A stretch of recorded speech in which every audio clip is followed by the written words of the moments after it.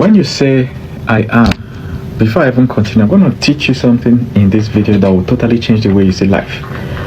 So when you say I am, there are two parts. Those are two words in a sentence. I is having an experience. Who is that I? But then what is the experience? Am. Am is an experience. Experiencing what? It's not mentioned in the sentence. So if you complete the sentence, it's going to be something like I am sleeping, I am cooking, I am dancing. That's when you want to be specific with an experience. But if you put a period at am, if you say I am, it means what? That you are having an experience. So what if you now say I am feeling hot? It means that there is an I and there is an experience called feeling. And then hot is a bodily experience.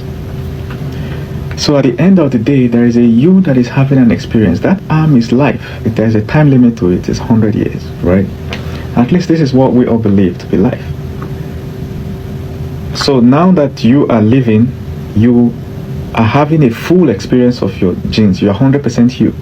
But when you give birth to a child, you pass on 50% of you into the child. And your partner passes on their own 50%. So any given child is 50% the father, 50% the mother. It is proven beyond every reasonable doubt in science.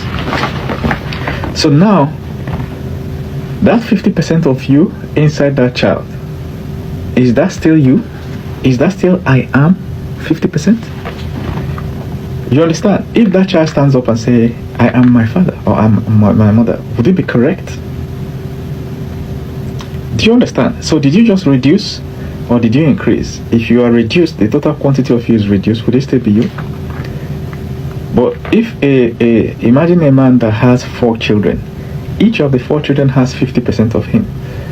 The man in himself is 100% of himself, but his 4 children has 50, 50, 50, 50. If you join all of them, that is 200%. So when you pass on and you have kids, you've actually multiplied. The earth now has more of you. Do you understand? That is actually the true meaning of increase and multiply. Which means if you take it back, right, according to science, every human being on earth, our DNA, they have tested millions of people. The DNA is like a record, nature's record keeping book. It has record all the way back. So they can see from the DNA that the first human appeared on earth around 300,000 years. So there were other living things that are human-like. They are called hominids, all right? Homo habilis, Homo erectus, Homo habilis, all right? Then among this Homo habilis population, one of them had a genetic mutation. And this genetic mutation, even though it made it weaker, you know, we humans were physically weaker than our family members, in quote. Like the gorillas, the chimps, these guys are really strong physically, all right? They don't even need clothes. So one of them had a genetic mutation that made it weaker but smarter. All right. At the time, it would have been an outcast in the society. Imagine a society of really strong beings, and then one of them appeared weaker, and then it was in a male. So now that male passed on its gene and passed on its gene for at least by some estimate, at least 50,000 years. Do you know that since Jesus died, it's only 2,000 years? So there were 50,000 years where this gene is recessive, until the first female in that population had the first mutation that matched that. And this female started reproducing. Eventually, the offsprings of this female met the offsprings of this male that had similar human DNA, and boom, humanity started. Now, if in your DNA, if they trace back, they can still see this thing. It is still that you. That you that appeared 300,000 years ago is still you today. We can still see the traces inside you. So in essence, you are truly immortal.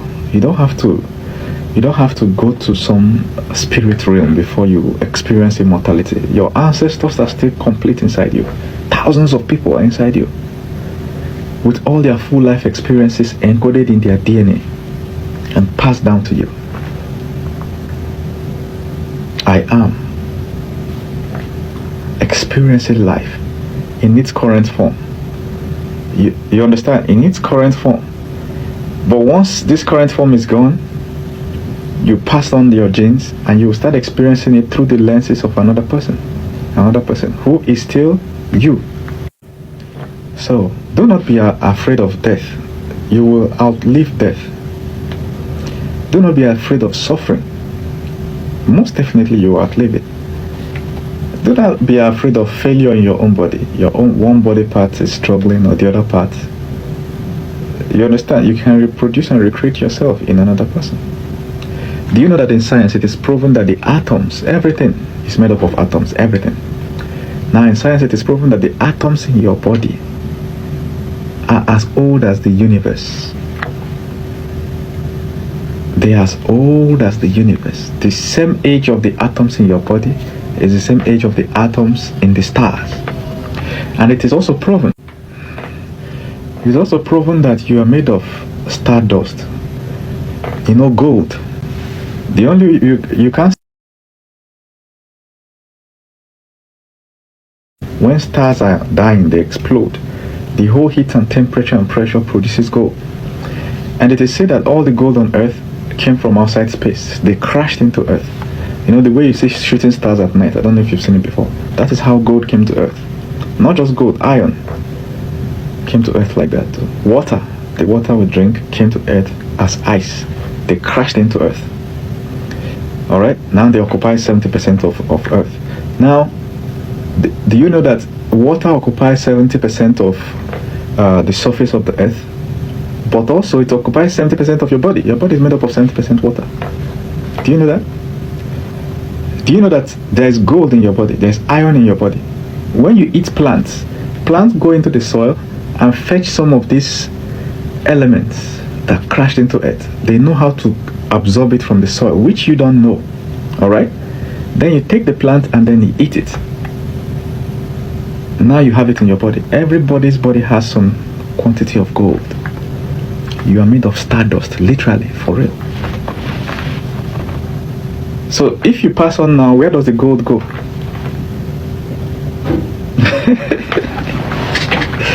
Are you following my gist? You are the same with the stars. That's why I said in the beginning, looking at the stars is the same thing as looking at yourself. You are the same with the stars. But you are, I am, for this period. The only thing that happens when you pass on is that your present memory is gone. But the ones you encoded in your DNA and passed on continues. It continues. All our ancestors are still here. All my ancestors are here. So I'm not just talking to you with the wisdom of one man. I'm talking to you with the wisdom of all the people that have come before me. Hundreds of thousands of them. And this wisdom and knowledge is inside you. Problem is access. How do you access it? Your ancestors that had all the different experiences, they encoded it into you and passed on. I'll give you an example. When a newborn baby is born, where does the newborn baby learn to cry? Does the baby cry in the womb? No. The baby does not cry in the womb. So where does it learn to cry? Where does it learn to feed from its mother? From the chest of its mother? Where? Does it feed from the mouth in the womb? No. There is knowledge. The child is born with ready-made knowledge. All the knowledge you need in this life to succeed, you are born with it. Same thing with a seed. You know, when you plant a seed, the knowledge the seed needs to grow and become a tree is complete inside the seed. The seed doesn't need to go to school. Same with you. All your knowledge is